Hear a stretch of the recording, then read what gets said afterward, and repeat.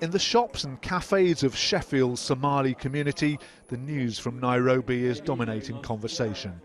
They may be more than 4,000 miles from events in the Kenyan capital, but concerns about the Somali Islamist al-Shabaab movement are felt here too.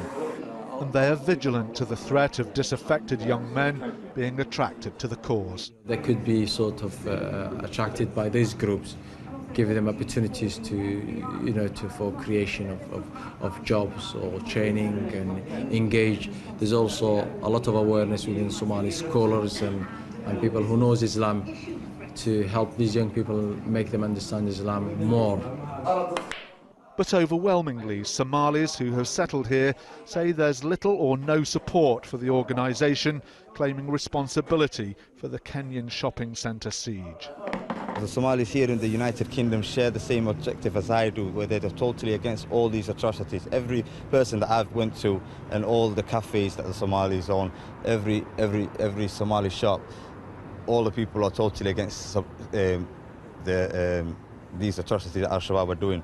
That for us, our chance to fight for our beliefs is the best thing that can happen to us in this world. And the fact that we may be killed in this path is nothing but a glad tiding. Al-Shabaab is known to target English-speaking recruits and is believed to be attempting to make its appeal as international as possible. As the group's connection with Al-Qaeda core became clearer and stronger, people worried that this might mean the group would reflect Al-Qaeda's globalist agenda and try to use its international networks to launch attacks. However, so far we've seen little evidence of the group trying to do this. We've seen them launch attacks regionally against Western targets, but we haven't really seen them involved in directing plots in Europe or the United States, for example. Western targets such as the United Nations base in Somali capital Mogadishu have been attacked by al-Shabaab.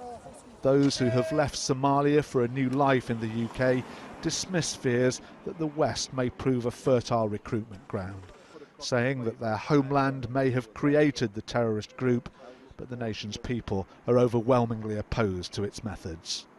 Mike McCarthy, Sky News.